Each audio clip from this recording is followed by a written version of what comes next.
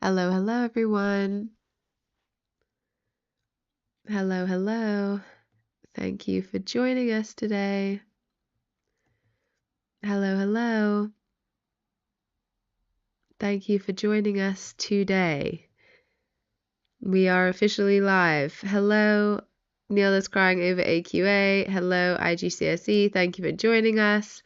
I am well, thank you. A little bit under the weather with a cold, but other than that, I am good.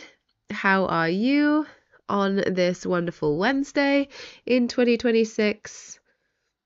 Lovely to see you all here with us today.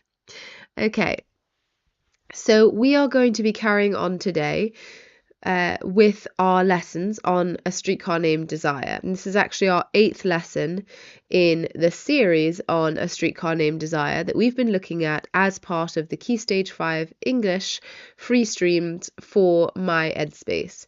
Now, this is going to be one of the free streams and an idea we're going to be doing across the year as we continue to offer high quality lessons and support for study, not just for Key Stage 5, but for lessons from Key Stage 2 onwards to the end of your academic career.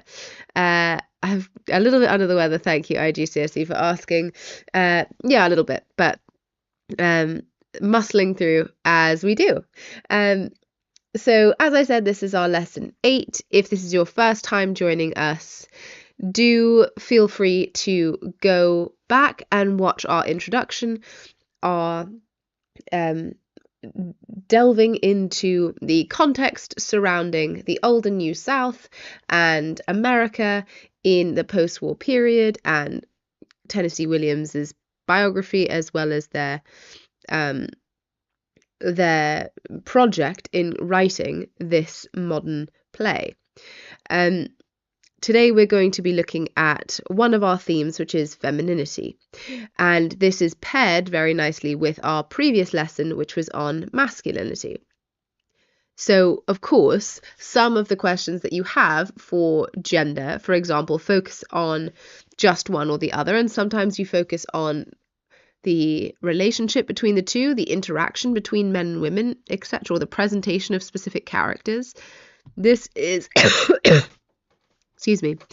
This is one of the ways that you can use understanding of femininity and the presentation of femininity in an essay either about a character or about a theme, because this will make your writing more specific and will offer you some lines of argument that either you've considered for other questions but haven't necessarily thought that you can use for this topic, or we can think about how to work smarter and not harder with the text that we've studied so that we're not memorizing every single line of the text in case it's a helpful quotation, but rather thinking about how we can use what we know and apply it to an analysis of femininity. So some of this work, if you've joined us last week or in our previous lessons, will be similar to you, but we're going to be looking at it through a different lens, so it's still going to look different.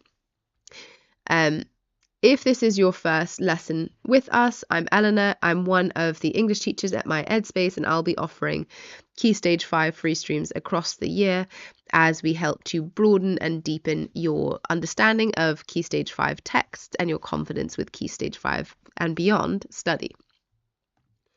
So what I want us to think about first is, well, if we had a question like this, how could we start to answer it? So let's do a mind map thinking about your ideas for femininity and what is included within the realm of femininity. And when you think about addressing a theme question, you want to think about the different lines of argument. The easiest way to do that is to think femininity is presented as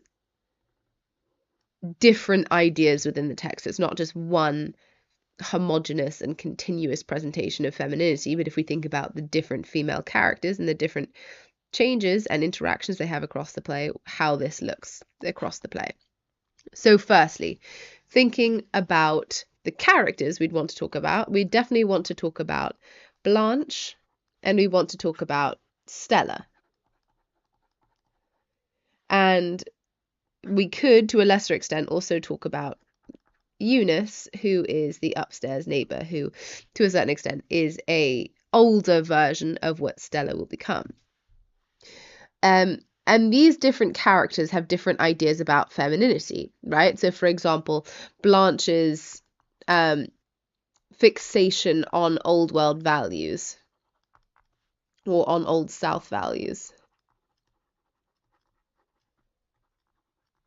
So, for example, thinking of her as a Southern belle, something that Stella has disregarded. Her focus on virginity, her descriptions of herself as an old maid, as someone who's unmarried, etc. We also want to think about how she is linked in these ideas. Her femininity is linked to whiteness and blueness. So perhaps that's better to do on this side, so we can link it to virginity as well. It's thinking about the colours associated with her and her moth description.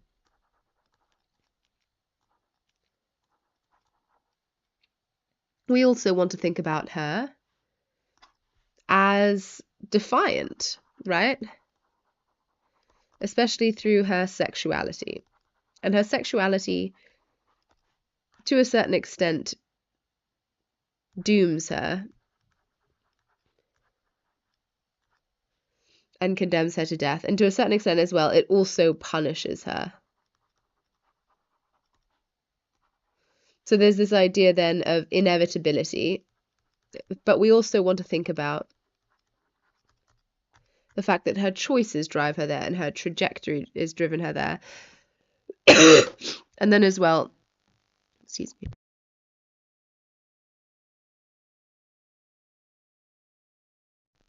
her interaction between her and someone like Stanley, who punishes her for her sexuality, but also Mitch, who either reinforces this view and seeks her out because she is this ideal Southern belle, of which he perhaps projects his mother. So reinforced by Mitch. But then also Mitch, when he finds out about her past, punishes her with violence, and particularly with sexual violence. We can also think about her sexuality as condemning her trajectory being predetermined, as we said, that being a kind of crime if we think about patriarchal society.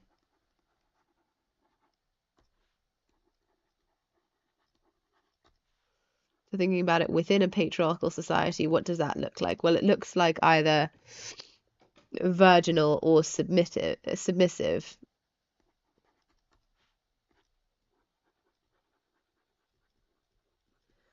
So then we start thinking about ideas like Stella and her passivity with her husband, the fact that she accepts his violence.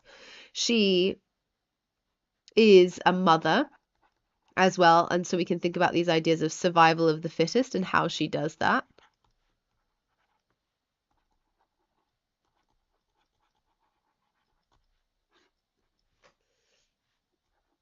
And we also want to think about the fact that, well, Stella also is sexually active, but she is sexually active within the confines of an acceptable patriarchal institution, which is marriage, the monogamous heterosexual marriage. So because Stella submits and because she doesn't resist Stanley's power or the power dynamic between them, she is rewarded with sexuality as part of her submission. So we want to think about this as linked to desire, then to reward, to this idea of giving and taking, because certainly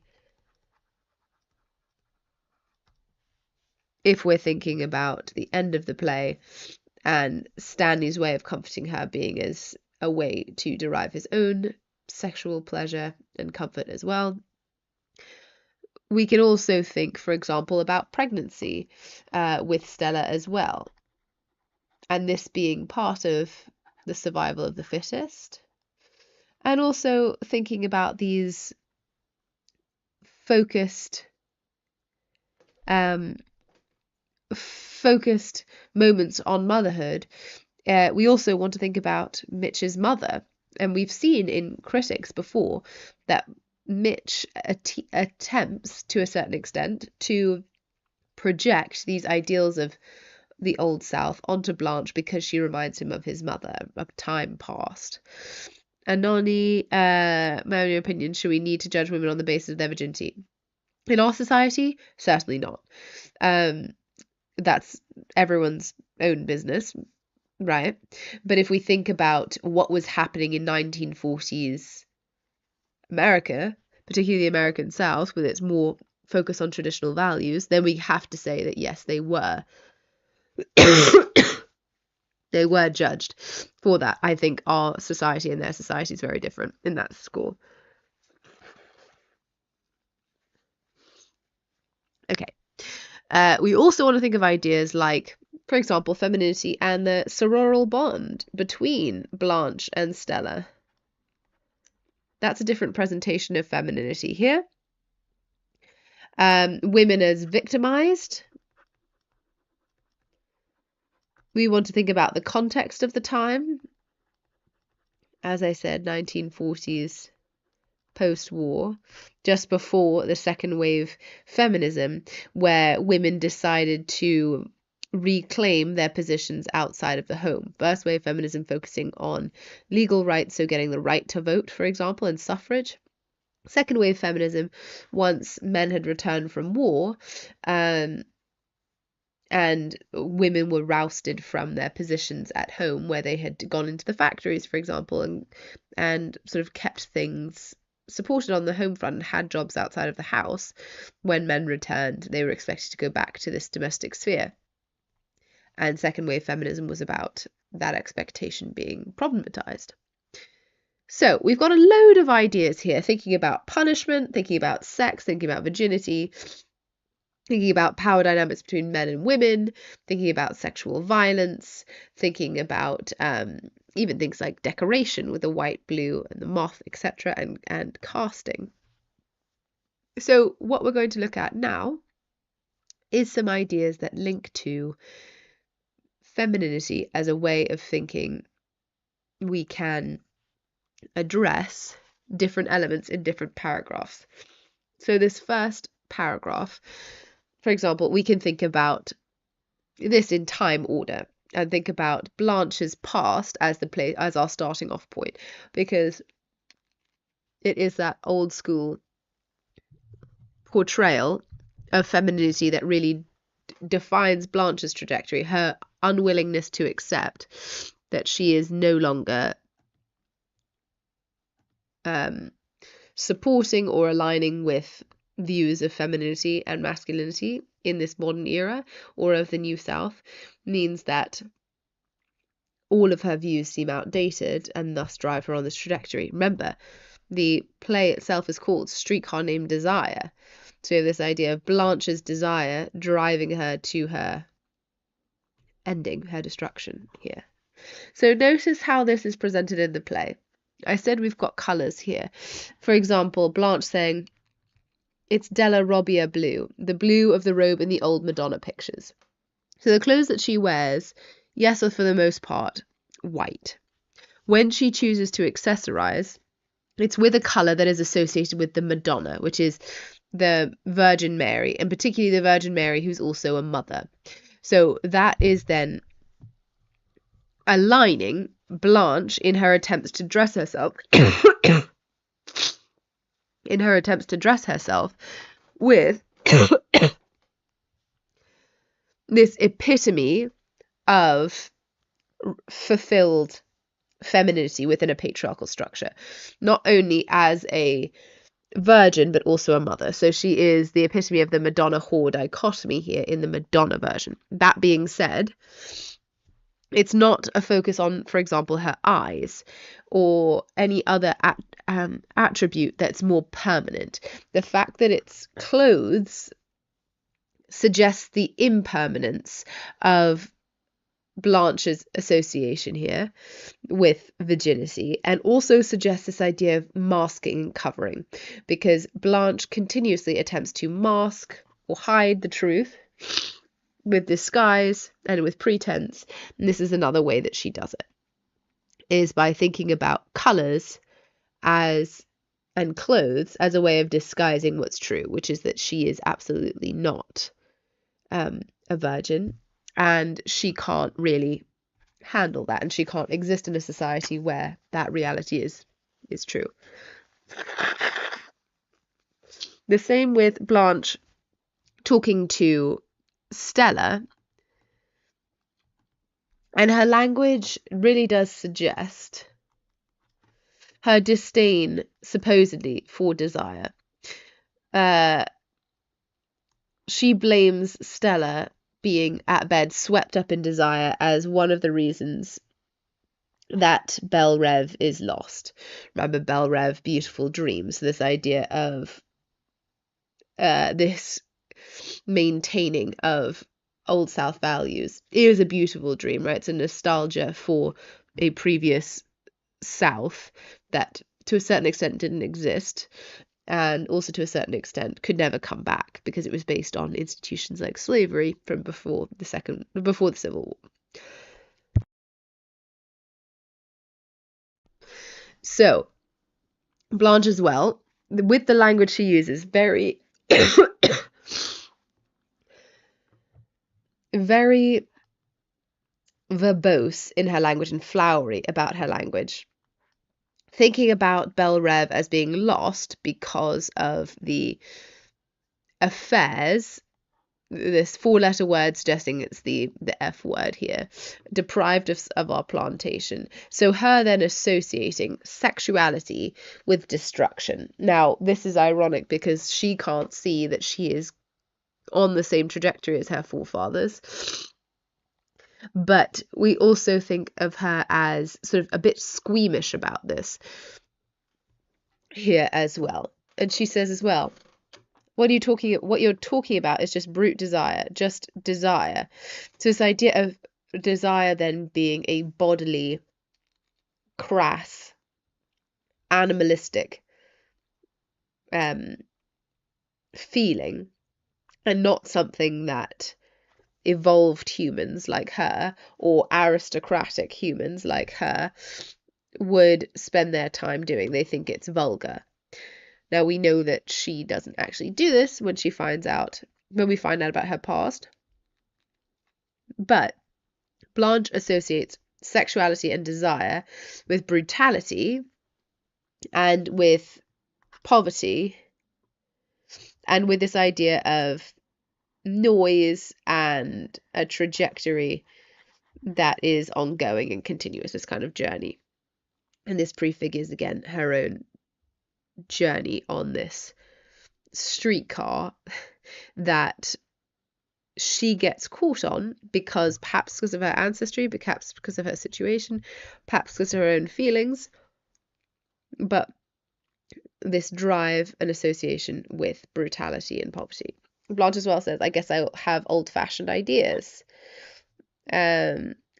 Married? No, I'm an old maid school teacher. You may teach school, but you're certainly not an old maid. So this idea, this figuring of her through her language constructs her as someone who is this old Southern belle, who is virginal, who is better and more evolved and kind of passive in pursuit of love, which is why when we think about her descriptions of people like Shep Huntley, he pursued her, she wore his pin, he is going to save her, etc. That dependence on men but something in her mind is more sophisticated than the animalism of desire itself. Which makes sense why she is so off put by Stanley, because Stanley, as she and Stella can see, and Stanley himself knows, is driven by desire and sexuality much more than rationalism. Same with thinking of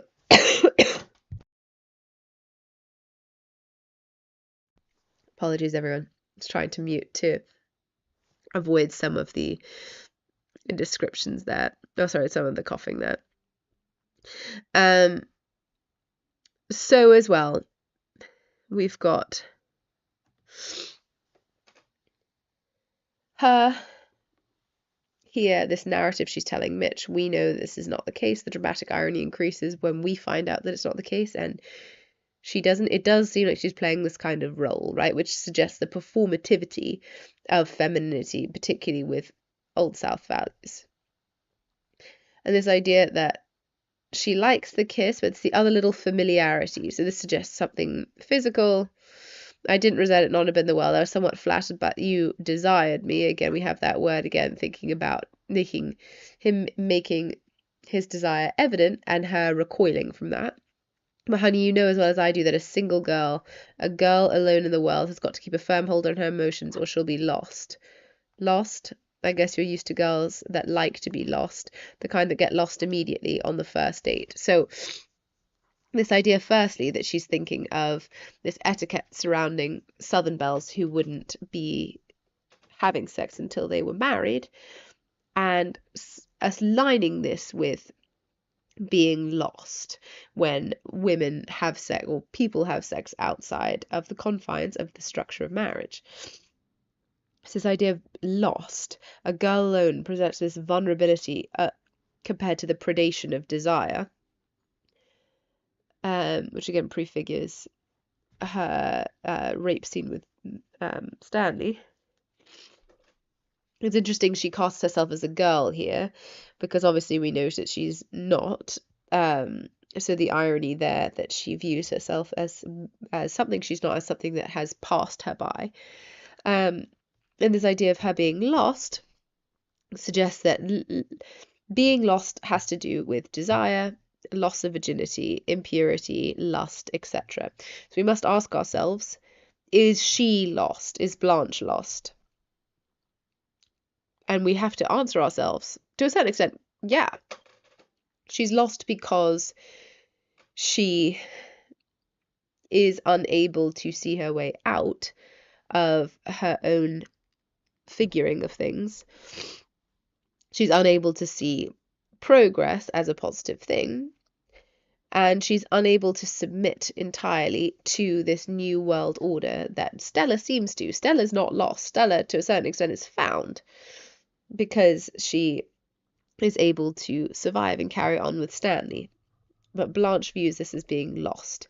And that makes sense because her relationships with Alan Gray, with the people at the Flamingo, and with Mitch, and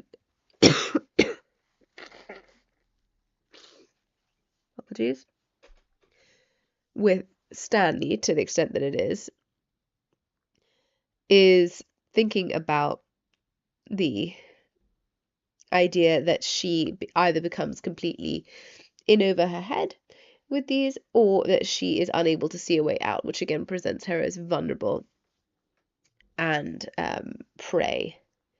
Interesting as well, her singing in the bathroom. So this idea of the bathroom, firstly, this idea of washing that she's continuously doing. She is attempting to cleanse herself to get back to these ideas of Southern Old South values that we know are moribund, that are dying out, but she can't seem to escape. She is trying to wash away her sins, etc. So her focus on virginity is this attempt to wash away her sins.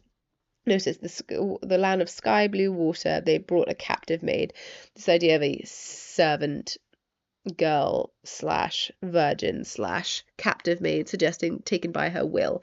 So singing is thinking about the passivity of virginity, the associations with color there, with innocence, and with predation slash brute force, if we're thinking about what a captive maid would be doing,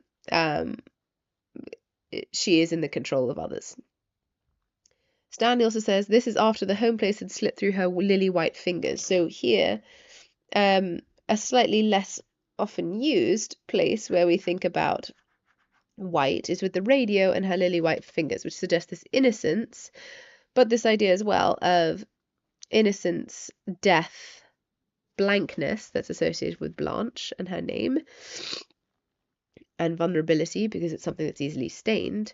Thinking about this lily white fingers, her supposed innocence, which Stanley, of course, is speaking ironically here because he's implying that she is to blame, then this associates her lily white fingers, with her grandfathers, uncles, fathers, etc., that exchange land for paying off affairs, etc., or for having sex, whatever it meant, whatever affairs that meant that they had to sell off the land, or that they were using their money for that instead, etc.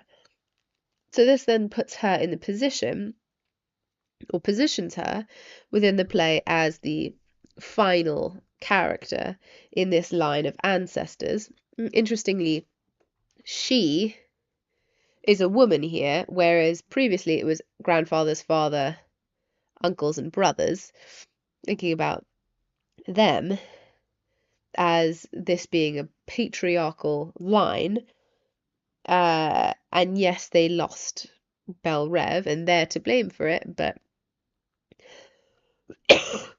her transgression, being a woman who cast her money away or lost Belle Rev because of her sexuality, means that she is to blame much more. And that's not fair, right? That's really highlighting something about patriarchy there.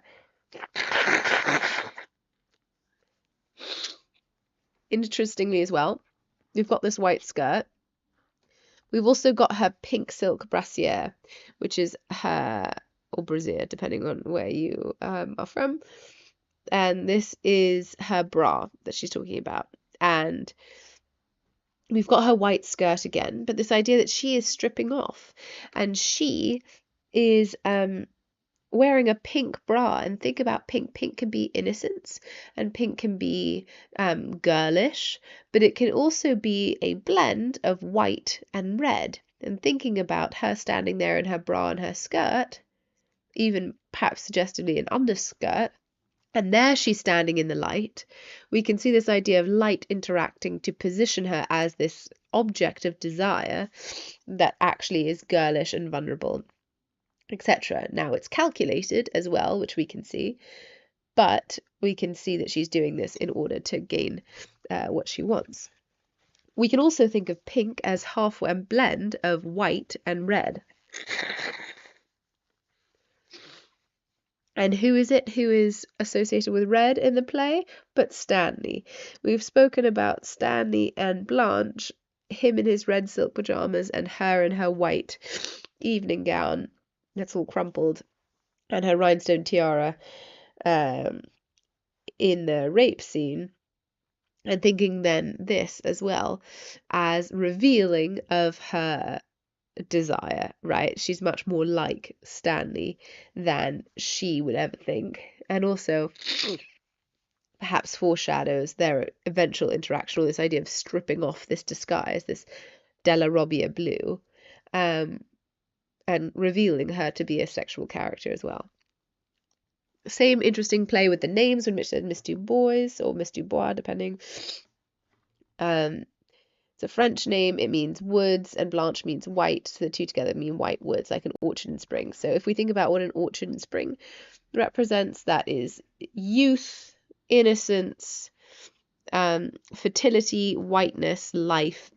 We know that Blanche is not in the spring of her youth, but rather in the autumn of her youth, in her mind and in the mind of the other characters. Blanche, we're thinking, yes, it means white, also means blank, so this vulnerability to staining, this innocence.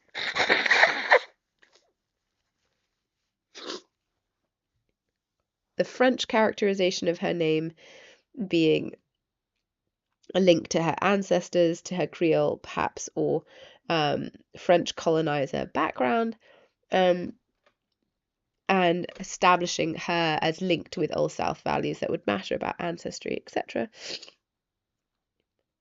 But also this being linked to her motif of whiteness and innocence that is constructed with her as well. And Blanche also says, a man like that is one to go out with once, twice, three times when the devil is in you, but live with, have a child by. So this idea that thinking of sexuality as something that the devil gets in you and you go and sleep with because you have gone wrong or you've been tempted. This idea that this is very transgressive to her. And desire, and someone who's the embodiment of desire, is not someone who she thinks Stella should be with. With this as well, the lights candles on the white cake. This is actually Stella, continuing this motif as well, thinking of the white cake, but also this idea of burning the candles. And Blanche says, don't burn them, save them. So this idea of time running out, time passing, corruption, burning. And the trajectory here, the whiteness going to be consumed, just like Blanche and what she represents, apologies, is consumed.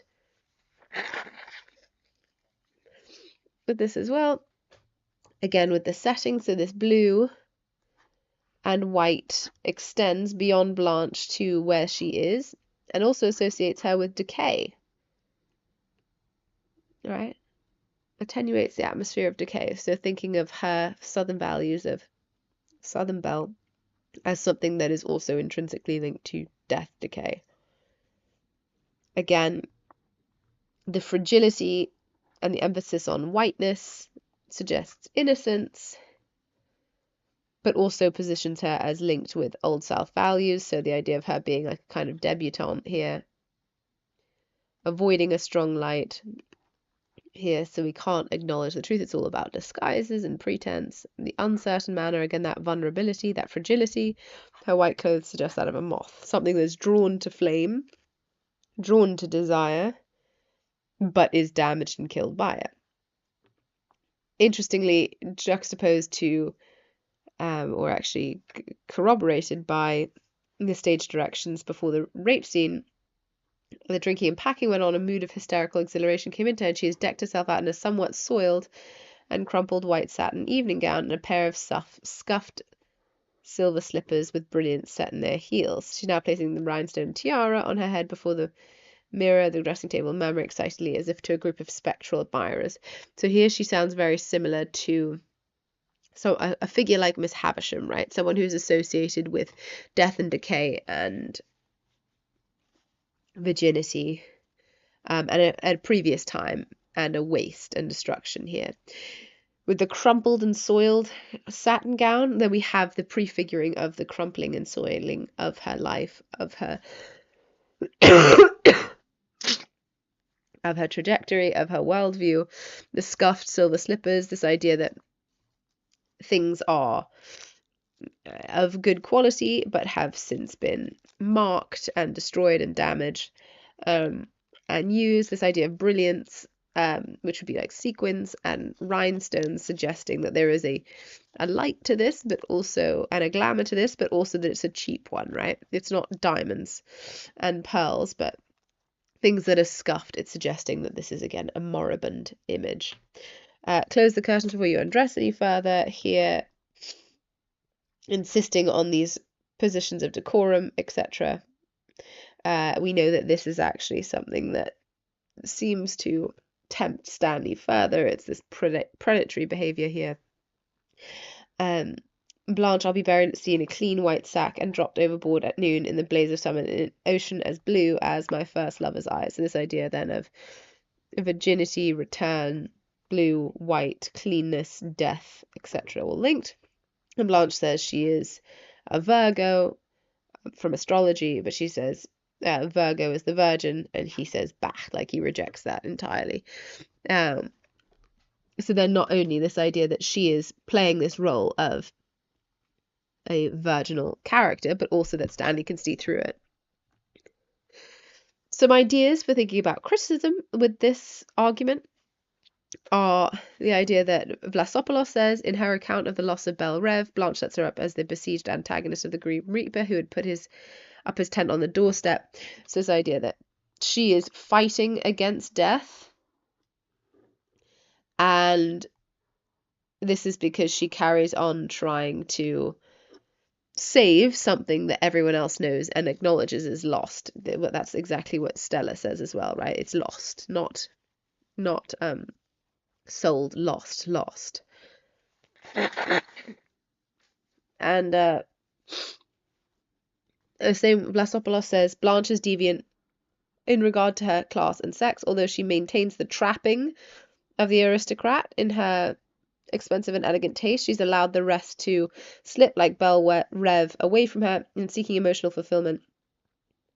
She's disregarded the barriers of normal female sexuality and of class.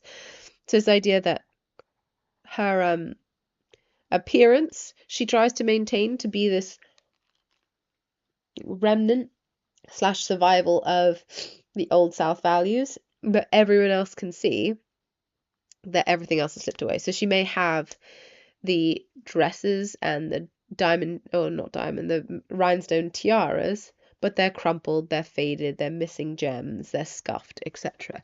That motif of destruction, that motif of damage, links to much more in Blanche's characterization.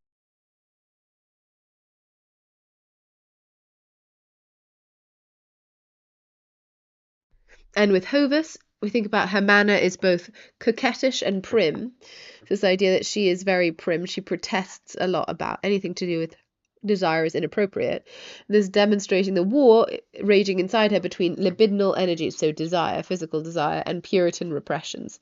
This idea of Puritanism obviously linked back to the foundations of American culture or United States culture, in that the Puritans and Protestant values were linked to ideas of denial and repression and strict fundamentalism.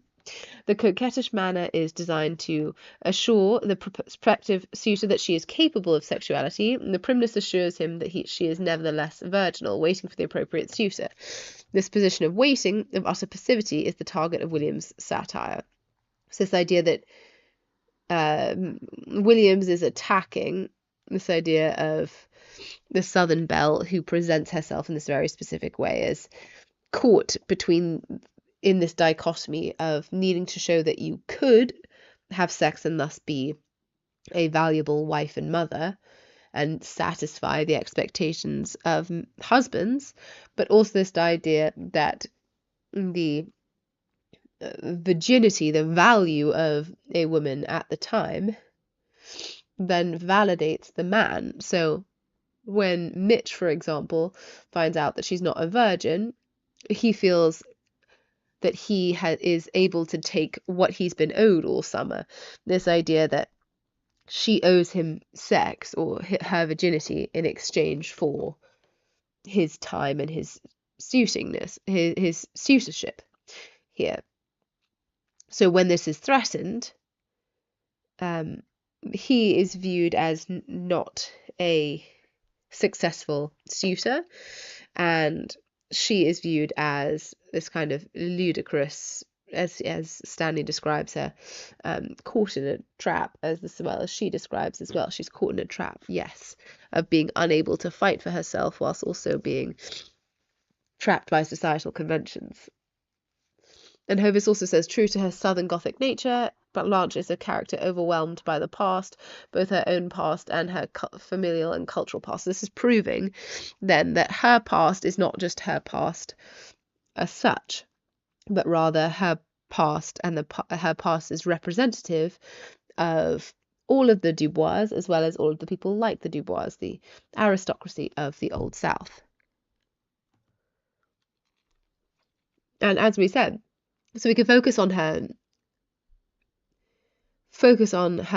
virginity, her insistence on it, her sort of clinging to it, but we can also think her sexuality is something that condemns her to destruction. When she is proven to be sexual and full of desire, she is punished for it.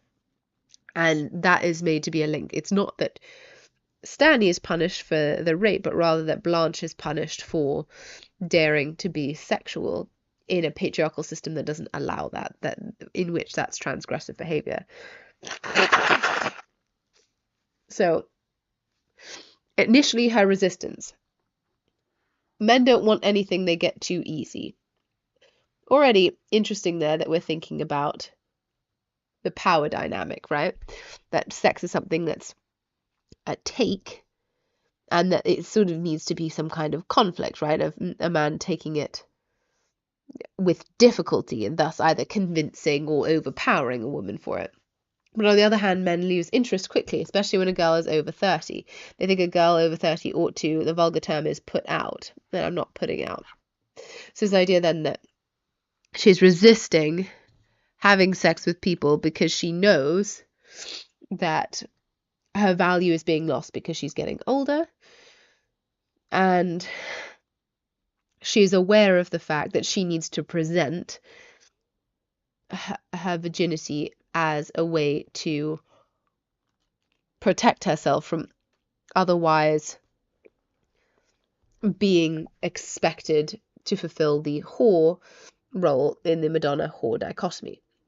Blanche also says, what I mean is, he thinks I'm sort of prim and proper, you know. Interesting there, the language, the interruption to the sentence. Prim and proper, you know. She laughs out sharply, and I want to deceive him enough to make him want me. So the idea of deception, this idea of control here as well, thinking about virginity as a mask for her to get what she wants, to protect herself within a patriarchy which will punish her if they know her truth.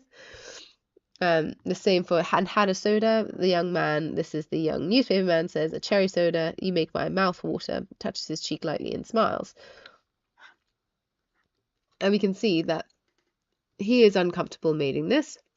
And we can see her sexuality as something that is going to be punished. And she says later, as we can see, young man, young man. So this pursuit then of desiring, yes, him because he's young, but also desiring youth herself and wanting to return to a place where she is a teenager who is able to have these young men. She's attracted to this idea of youth. Has anyone ever told you that you look like a young prince out of the Arabian Nights? The young man laughs uncomfortably and sounds like a bashful kid. Blanche speaks to him softly. Well, you do, honey lamb. Come here. I want to kiss you just once, softly and sweetly, on your mouth. Without waiting for him to accept, she crosses quickly to him and presses her lips to his. Now, run along now, quickly. It'd be nice to keep you, but I've got to be good and keep my hands off children.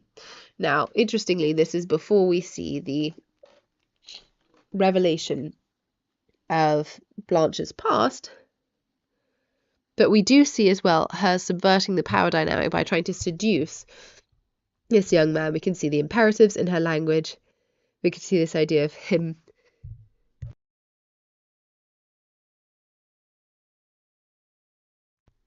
apologies, sneeze. Him as something for her to pursue. So she then here is being linked much more to Stanley and his behavior here, saying, come here, I want to kiss you, without waiting for him to accept. And this idea of got to be good and keep my hands off children. So her view of good then is linked as not being sexual and not indulging in sexual desire. But we can see that this is a small version, a little vignette of what would have happened with the young student. Stanley also says, you should just know the line she's been feeding to Mitch. He thought she'd never been more than kissed by a fellow, but Sister Blanche is no Lily. Interesting, we've got that Sister Blanche there, that referential strategy, because that's saying that he's suggesting she's a nun, ironically, a nun who would be committed to chastity. And this idea of lilies being linked with the Virgin Mary and being linked with whiteness again, and sanctity, and him saying, no, she's not that. And this line, this idea then of deception again, thinking she'd never been more than kissed. So this idea then of sexuality as something to be found out and something that is expected, and if it's not, it's punishable and damning. Stanley also says he knows all about her and everyone else in the town of Laurel knows all about her. So there's that idea then of performativity. She's as famous as in Laurel as if she were the President of the United States, only she is not respected by any party. And then she is intermittently singing. Say it's only a paper moon sailing over a cardboard sea, but it wouldn't be make-believe if you believed in me. Now, this is song lyrics for a real song. There's the idea of paper moon, a moon being associated with virginity through the mythological illusion of Artemis. So associating then her with virginity, but it's a paper moon, so it's a deception. It's a fake construct of virginity, and sailing over a cardboard sea. There again, we have this idea of her being fake here and admitting it in this song and not meaning to as such, but the irony is there because she doesn't realize he's telling Stella about her past right now, but it seems like this is an admission of guilt. This idea of belief, if you believed in me, the performativity of this, the shame that's linked to Blanche's sexuality because it's known, and she had not being respected by any party. And think about the time politics, the idea of being respected by all parties. There's this idea of politics as full of corruption, etc. So the idea that she wouldn't be respected by any party within politics or anyone in Laurel suggests the ignominy of her name in Laurel. And then a second-class hotel, which has the advantage of not interfering in the private social life of the personalities there. This idea of the personalities there, thinking of her then as a personality rather than as a person. So the idea of her being this kind of famous construct. And the flamingo is used to all kinds of goings-on. But even the management of the flamingo was impressed by Dame Blanche.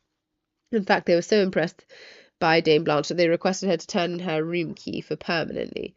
It's this idea that her dame, so her as a venerable person in society, and rejecting her from this establishment that's already seedy and associated with affairs and with bad behavior, transgressive behavior, even this is too much for her. So this is highlighting and emphasizing the level of transgression, that she is bodily and physically and socially shunned and exiled from Laurel, not only from polite society, but also from seedy establishments.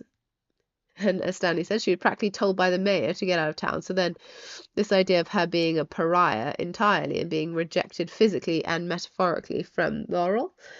Did you know that it was an army camp near Laurel, and your sister's is one of the places called Out of Bounds? This idea of an army camp having associations with entertainment, with bars, and with brothels as well, and the fact that hers is out of bounds is then considered this idea that hers was beyond respectability, and for even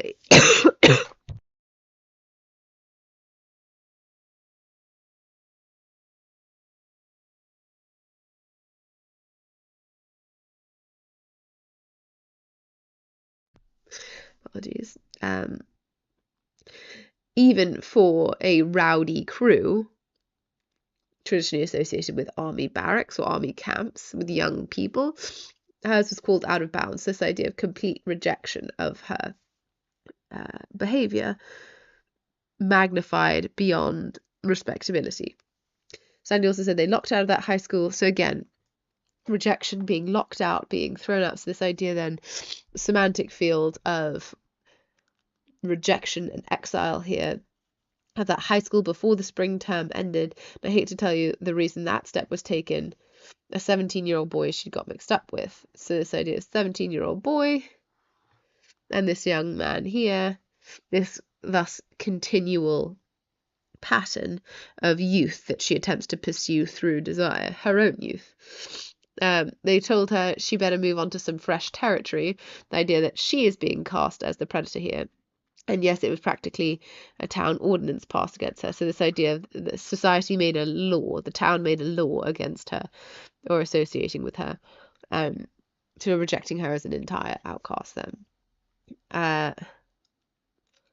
Mitch, when he finds out this, what I've been missing all summer, this idea of him expecting payment because she's not a virgin. He is allowed to take what he wants from her because she's a transgressive woman, because she is fulfills the whore role in a Madonna whore dichotomy.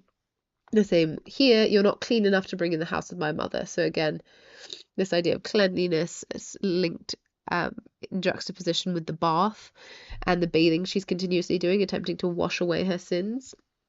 There are religious connotations to that as well. You're not clean enough to bring in the house of my mother. So literally, this is the dichotomy, right? Mother versus sexual being. Madonna whore. There we go. We've had this date with each other from the beginning. So this idea that because he can see that she's not a virgin, and because he knows that she is similar to him in terms of succumbing to desire, he knows and views their rape scene, or to him, their sexual desire together, with inevitability and fate. This idea that if she's going to be not a virgin and she's going to transgress social boundaries, then he can again do what he wants with her, and it was only a matter of time before he took what he wanted from her. Eunice says, don't ever believe it, life has got to go on.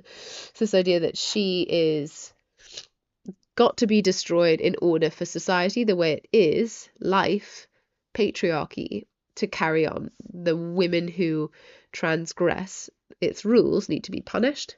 And interestingly, the matron, at the end, these fingernails need to be trimmed. So compared to this idea of her being predator in fresh territory, her lily white fingers, etc., this predation on the young man and the 17-year-old boy, this idea that her nails are being clipped and thus that her desire is being cut out of her, and she is no longer going to be a sexual animal.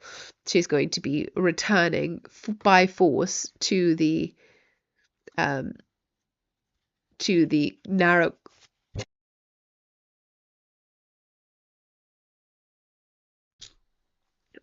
narrow confines of what's acceptable within a patriarchy. Hovis says, in mimicking the sexual indulgence of her male forebears, she aggressively dismantles the gender roles that subject women to passive victimhood. So this idea that she is then linked with her own ancestors. The loss of Bel Rev becomes an objective correlative for the collapse of a hypocritical tradition that depends on the Bel's sexual purity. A tradition also designed to perpetuate the exclusive sexual freedom of aristocratic men. So this idea that men within the Southern Belle / Old South society were able to have sex and encouraged to have sex, whereas women weren't. As a consummate Belle, Blanche has to realize the psychic and economic damage that such a collapse will deal her, and so her participation in the demise of Bel Rev must be seen at least to be masochistic. So she is doing it as a form of self-harm here, perhaps as a sort of penance for her acquiescence to the same conservative and exclusionary tradition of sexual mores that led to her homosexual husband's suicide.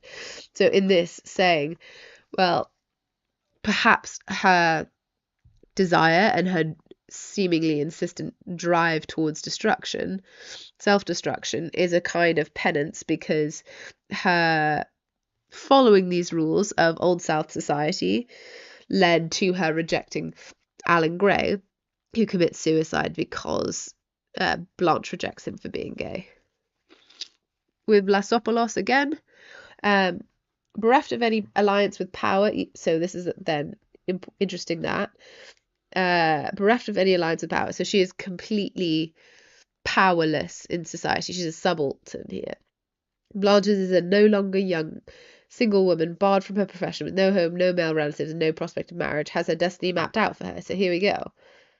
Because she has been rejected from all of society, not exactly in the way intimated by Stanley's prophecy.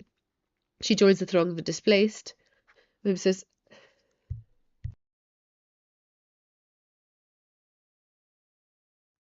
society disposes of by incarceration, expulsion, or death. Henceforth, her discourse becomes ravings, her presence an embarrassment. So, because she has been rejected, because she's been isolated by society, these are the punishments society will deal to her and people like her. Incarceration, which happens because she is essentially incarcerated by the institution. Expulsion from society, the symbol of which is Stella and Stanley's house. And death, to a certain extent as well, because though she doesn't physically die, it seems that she metaphorically dies at the end of the play. And Hovis desires the key to eternity by kissing the newspaper boy. She reenacts her passion for her late husband, who died when both Hugh and Blanche were very young. So this idea of, if desire is the key to eternity, her continuously being full of desire is her attempt to stay alive. So sex is linked with death.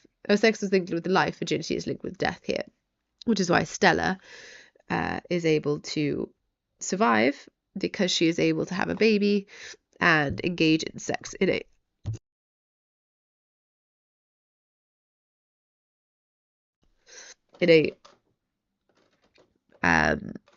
way that is allowed in a patriarchal society, and is able to produce an heir to Stanley, and is able to provide Stanley with immortality, if we think of Al-Hibri describes it. Then we can think about Stella. And Stella embodies the powerlessness of women in 1940s patriarchal society. This idea of smashing the light bulbs, being thrilled by it, so this normalization of violence against women. It's sort of messed up right now, but when it's clean, it's really sweet. This idea of messed up. This idea then of the expectations for Stella being cleaning the house, etc. And her role in doing that makes it this sweet place. Whereas when Stanley is left to his own devices, it is messy and horrible. Stella says, your face and your fingers are disgustingly greasy. Go and wash up and then help me clear the table. He hurls the plate to the floor. This idea then of she can't correct him. She can't use imperatives with him because he responds with violence. And this continues in the next part here. That's how I'll clear the table. He seizes her arm. Don't ever talk that way to me. Pig, Polak, disgusting, vulgar, greasy. Them kinds of words have been on your tongue, and your sisters are too much around here. What do you two think you are? A pair of queens? Remember what Huey Long said. Every man is a king. I am the king around here. Don't you forget it. He hurls a cup and saucer to the floor. My place is clear. Do you want me to clear your places? So the semantic field of violence here, the stage directions used to show his violence, this idea of him reminding her when he's challenged in terms of his power about his role not only as husband but as ruler and autocrat in the house. Stella begins to cry weakly. Stanley stalks out onto the porch and lights a cigarette. The entertainers around the corner are heard. So this idea of him stalking out, and stalking being a kind of hunter word associate, and Stella being crying, but again crying weakly. So not making a huge idea of it.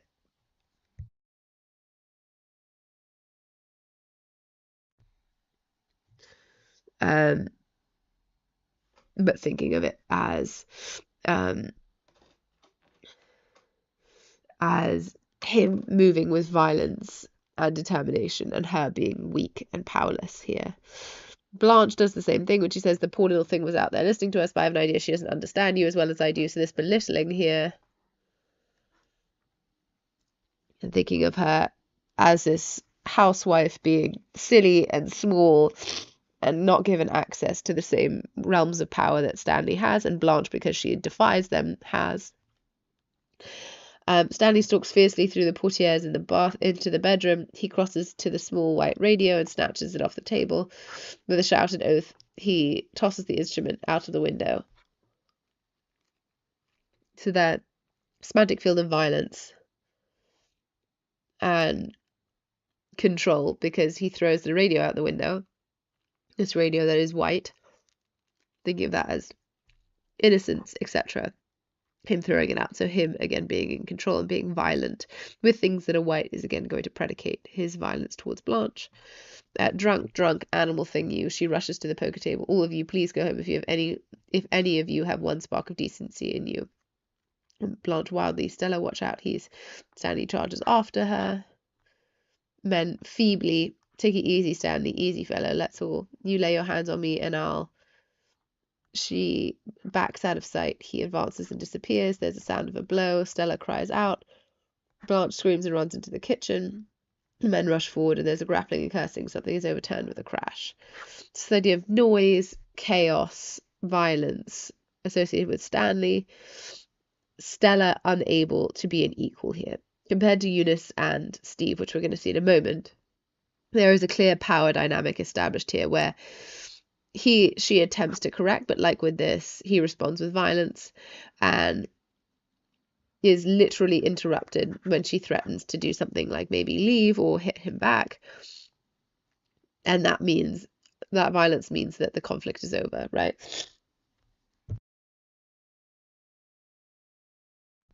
So then thinking about that and her in a higher natural voice, out of sight, I want to go away, I want to go away. So reduced to this kind of childish and childlike figure who needs to be delivered from Stanley's behavior.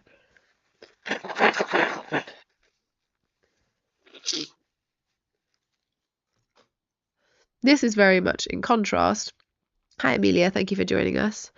This is very much in contrast to Eunice and Steve, who for us represent a kind of older and more equal power dynamic between them compared to Stella and Stanley. So it's suggested with a kind of hope that the relationship between Stanley and Stella is going to become more like Eunice and Steve going forwards, and that will be a good thing because that means that they'll be able to be more balanced, and Eunice and thus later Stella will be able to reclaim some power. So Eunice says, I've seen you chasing her around the balcony. I'm going to call the vice squad. This idea of confronting her. Don't you throw that at me. Eunice shrieking. You hit me, I'm going to call the police. A clatter of aluminum striking a wall is heard, followed by a man's angry roar, shouts, and overturned furniture. There's a crash, then a relative hush. So we don't have that with Stanley and Stella. Blanche brightly, did he kill her? Eunice appears on the steps in demonic disorder. No, she's coming downstairs. Call the police. I'm going to call the police. She rushes around the corner. They laugh lightly. Stanley comes around the corner in his green and scarlet silk bowling shirt. He trots up the steps and bangs into the kitchen. Blanche registers his entrance with nervous gestures. What's the matter with Eunice? She and Steve had a row. Has she got the police? Nah, she's getting a drink. That's much more practical. Steve comes down nursing a bruise on his forehead and looks in the door. She here? Nah, at the Four Deuces. That rutting hunk. He looks around the corner a bit timidly, then turns with affected boldness and runs after her. So this idea that very differently to, for example, the balcony scene. Hi, Vidya. Thank you for joining us. Eunice hits him back, strikes him back, stands up to him, threatens him, equally to him threatening her, striking her, etc. And then she is much more in that realm of men, getting a drink at the Four Deuces rather than Stella, who says, can I come watch you bowl, for example, as there's not the same level of permission, etc. And then it seems like Steve is also not emboldened in the same way that Stanley is, and not as validated in his behavior, because Steve, a bit timidly, affected boldness, runs after her, nursing the bruise, etc. But also that they both descend, right? Unlike Stella, who's the only person who descends when Stanley calls her in the balcony scene. But with Steve and Eunice, they both do. This idea of much more equal. It's interesting. Co-print says Stella's subservience as a typical battered housewife behavior in a time where wife beating was observed as a private family issue. Stella makes excuses and pardons his behavior, accepting the love and sex he showers her with after a violent episode. So love and sex then being the response to violence, the making up with violence, the idea that she won't leave him because of the love and violence, love and sex being interlinked with violence across this, the normalization of the powerlessness of Stella in this dynamic is Stella as the embodiment of women in 1940s patriarchal society. Majnik says Stella escaped her old life only to create an almost exact version of it. So this idea that if Belle Rev and Laurel was violence, sex, no money, etc., she's not escaped anything by coming to New Orleans instead. As a matter of fact, she's co-constructed the same idea. She and Blanche don't have very different lives. Both of them are subjected to violence by men and succumb to desire, even if it's destructive to them. This then suggests the ubiquity of violence against women and its association with sex and love in 1940s. Hovis also says, by contrast, Stella dispenses with the role of the belle and speaks candidly to her husband, trusting him to respect her openness with commensurate tenderness and honesty. Stella fled Belle Rev and the example of her older sister, perhaps because she recognized the dangers of performance. So here we can think about, even using this for Blanche, talk about performance and Blanche being a performer of virginity, of desire, of old world and old South values, whereas Stella has dispensed with performativity, but she still submits to this role of abused woman or wife beaten woman in a patriarchal society. So it's not that much better, as Hovis is saying. Unfortunately, Stella fails to recognize the dangers of not performing. So her not being artful in responding to Stanley and saying you pig, etc. She says that thinking she can, because she's dispensed with this performativity of the belle who has to say, oh, you don't sweat, sweating is healthy, the way that Blanche does to Mitch, and speaks candidly rather than in euphemism and in voluble kind of description and hiding of language, evasive language. But unlike Blanche, Stella's specificity is real, and Stanley takes advantage of it by intermittently bullying her and denying her a voice in the affairs of the home.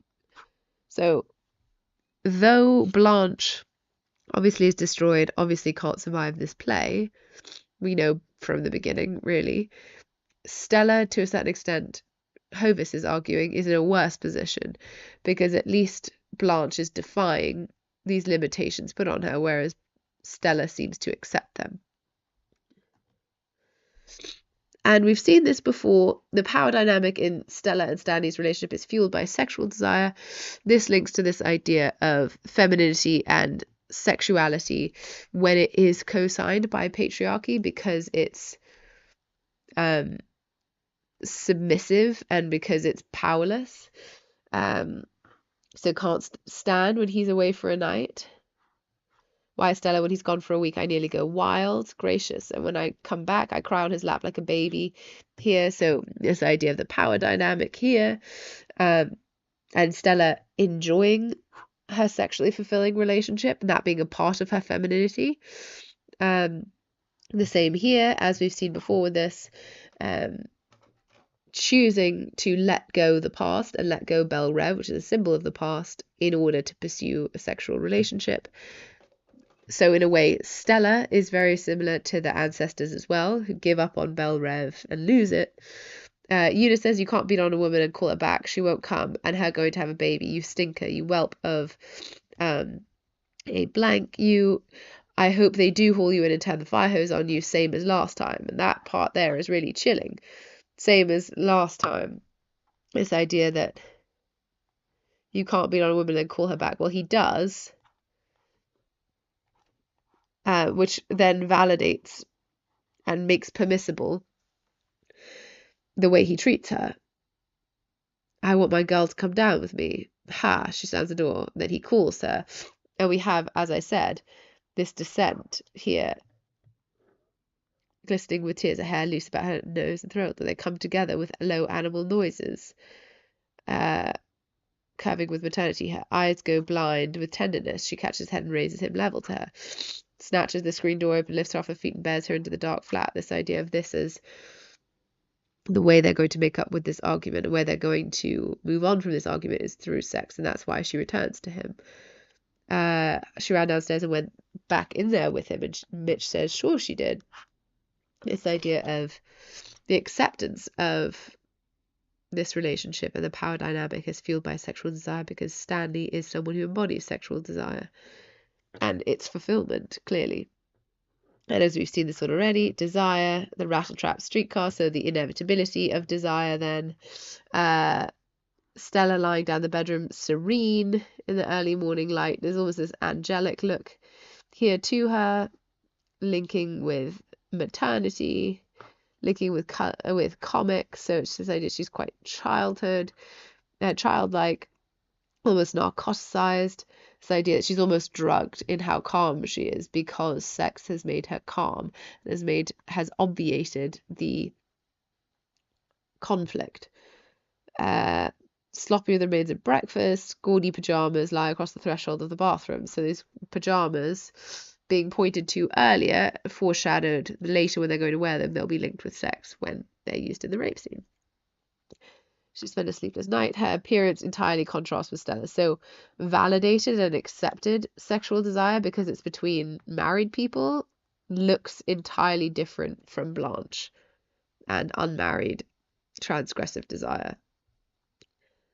And Stella saying, what's the matter with you?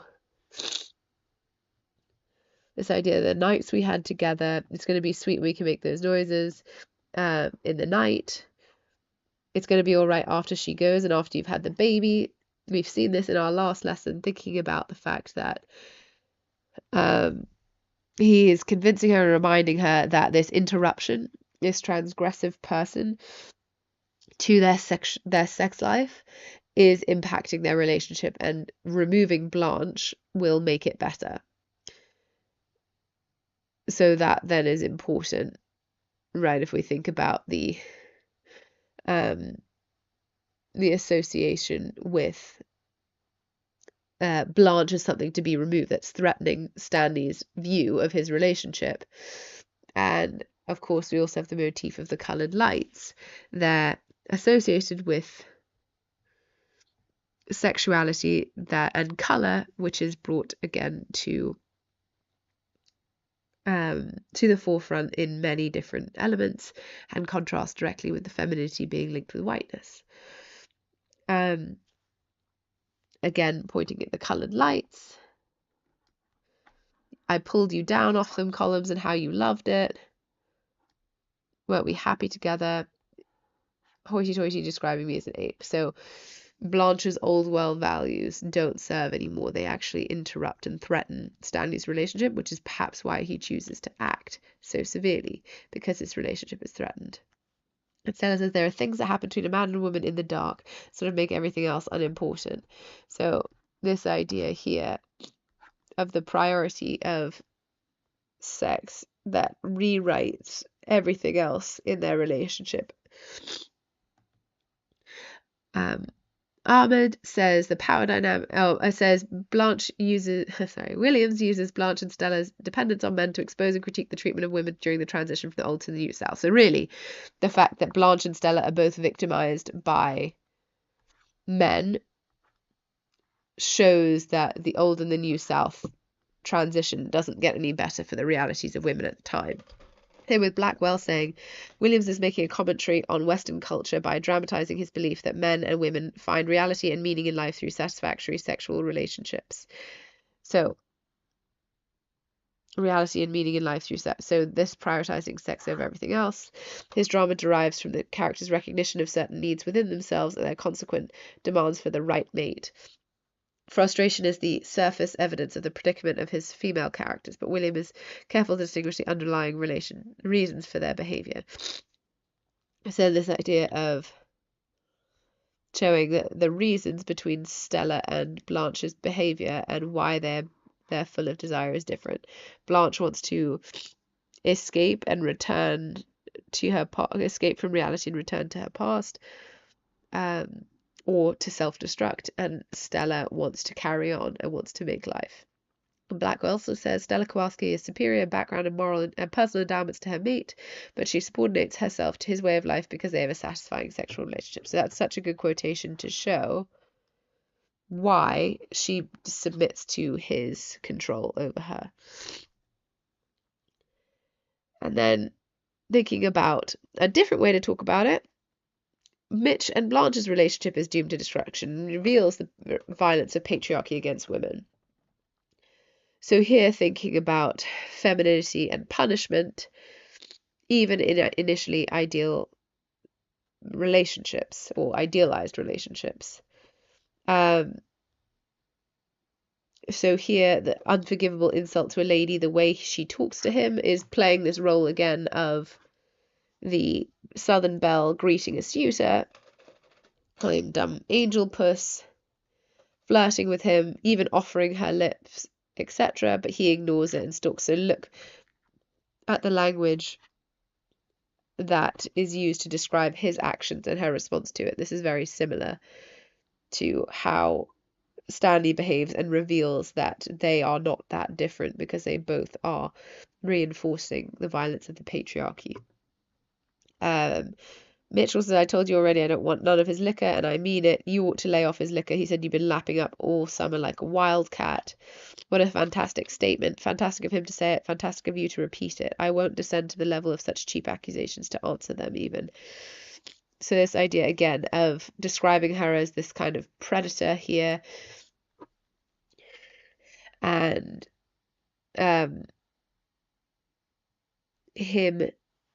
her rejecting this, but clearly this argument and the protestations that she makes by refusing to answer actually condemns her even further because she doesn't have a good answer for him. She knows she's been caught. Then the play of light and dark here. Dark is comforting to me. I don't ever think I've seen you in the light. It's the fact you don't want to go out until 6. After that, it's a place that's not lighted much. What it means is I've never had a real good look at you.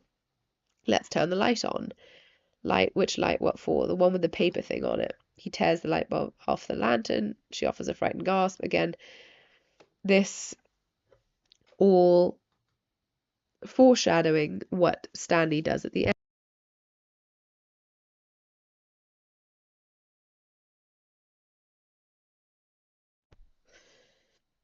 When Stanley rips off the paper lantern and she cries out as if she were the lantern.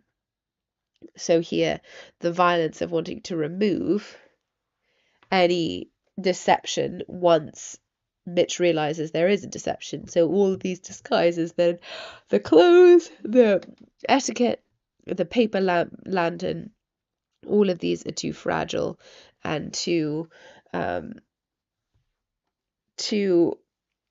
insubstantial for Blanche to escape with them and to make them permanent, and thus to get away with the way she is portraying herself.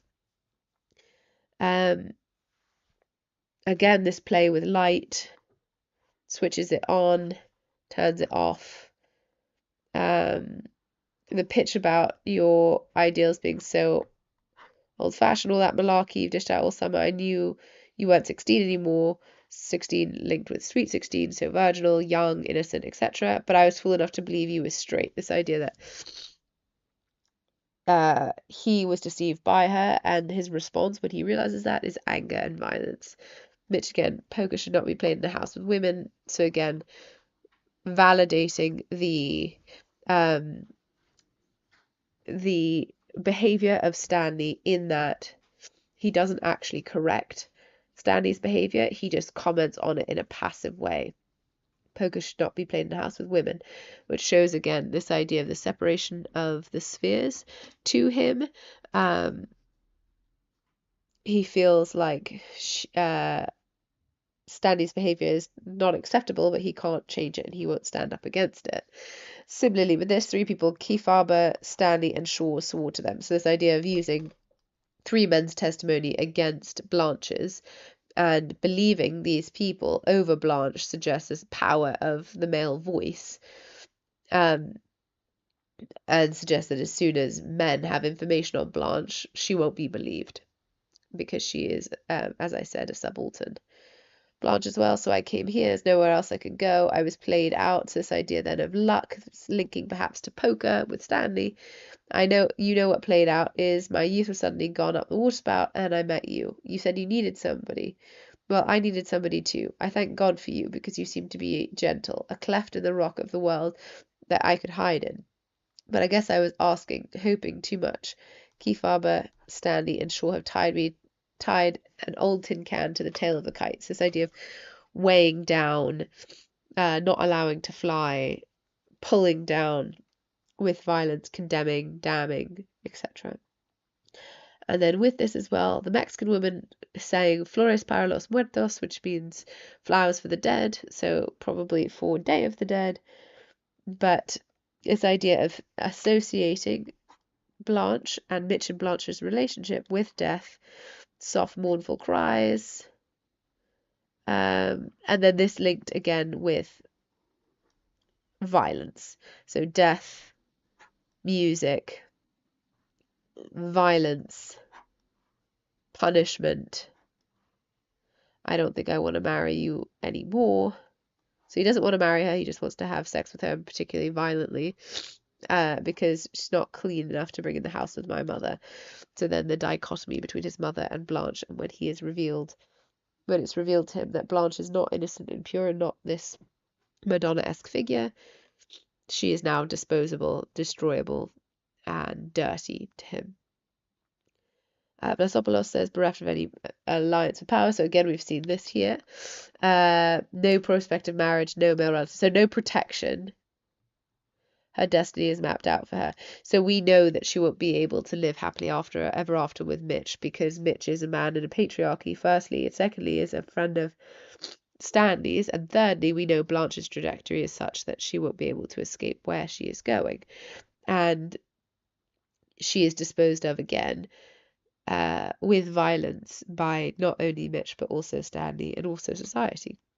And Merida, quoted in Al-Nama, says it's not her sexuality that's brought her downfall and insanity, rather it's the direct result of the plotting of patriarchy on account of the fact that her excessive sexuality has exceeded and violated the norms of her society, the limits are set by patriarchy. So Merida is arguing that it's not her sexuality and not her desire that brings her to her downfall, but rather the fact that patriarchy brings her downfall because she is too transgressive and thus needs to be destroyed because she threatens what is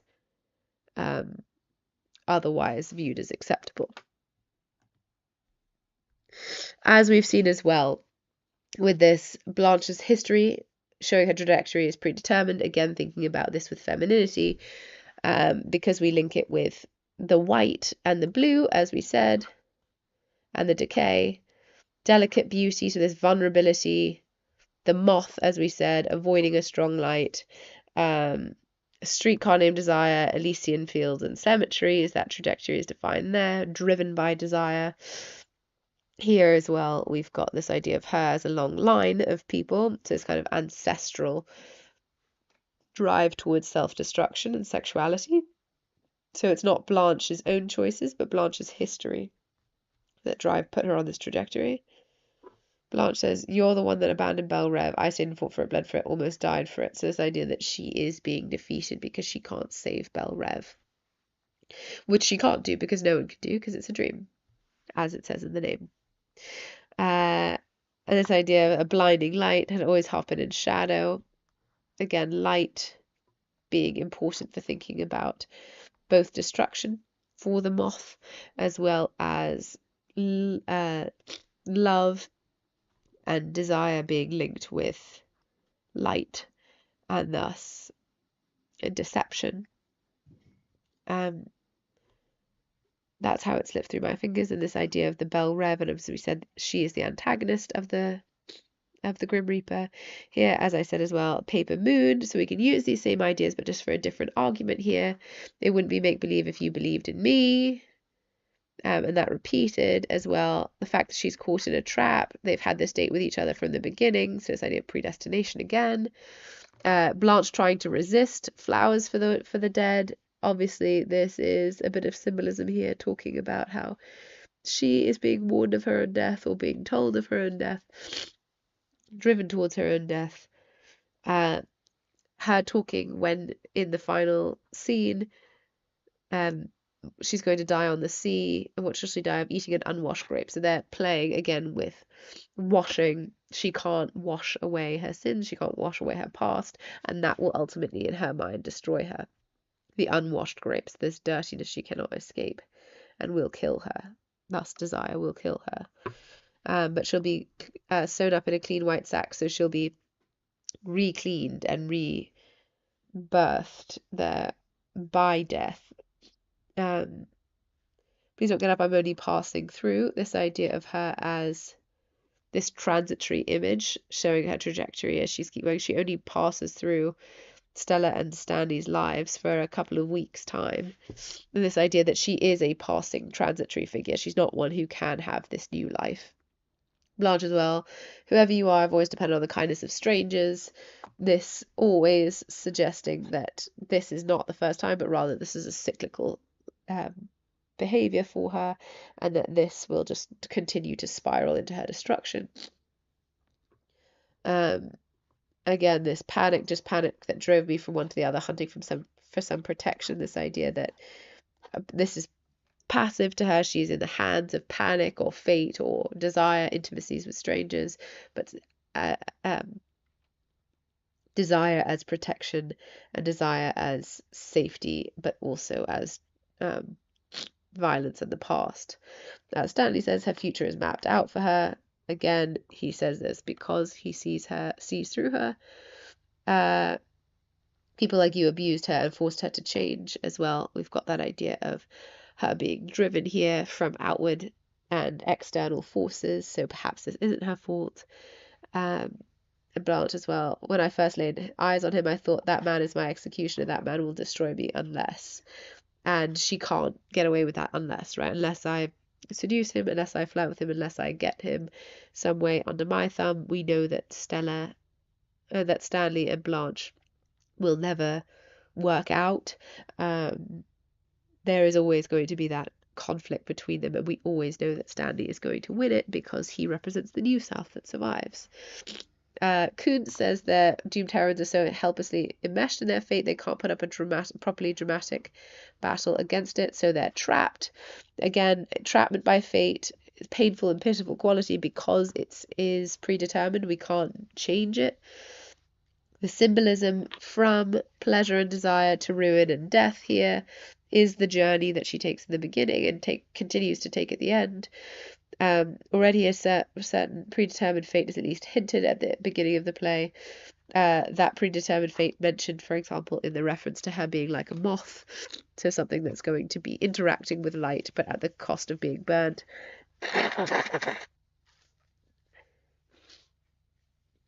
Here we can say again, her deceptions as attempts to flee from a trap, but the shallowness and absurdity of these deceptions carry a portrayal of the uselessness of it all. So we can see that she is trying to use deception to escape from her past, but we can also see that that's not possible.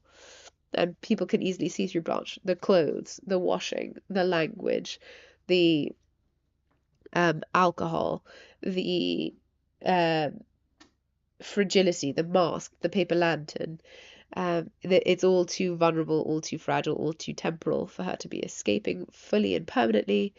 She can't break that cycle. Of course she can't. She represents the Old South. And then this type of conscious deception seems to be something to which Blanche is driven, over which she has no power. So again, Kuntz really helping us with thinking about her as being driven towards something as opposed to moving towards it herself. So thus thinking of her as a kind of tragic hero, but the external forces of fate and society being the things that doom her here. That brings us to the end of our lesson. I hope that you found this helpful for thinking about femininity in a little bit of a different way than usual. Because sure, you're going to go to Blanche, you're going to go to Stella first, but you want to think as well about these other elements, thinking about how her sexuality, her history, her trajectory, in speaking of Blanche, and in terms of Stella, the way she's presented as a woman through her powerlessness, through her subservience, through her traditional values, are ways to express and discuss femininity as well. I hope that you found this useful. I look forward to seeing more of you, ideally when I don't have so much of a cold going forwards, and not coughing as much on camera. In our next lesson, we'll be carrying on with Streetcar Named Desire for January, and then moving on to The Great Gatsby for February and March. So looking forward to seeing you there, and thank you for listening, thank you for interacting, and look forward to seeing you next time. Bye for now. Bye.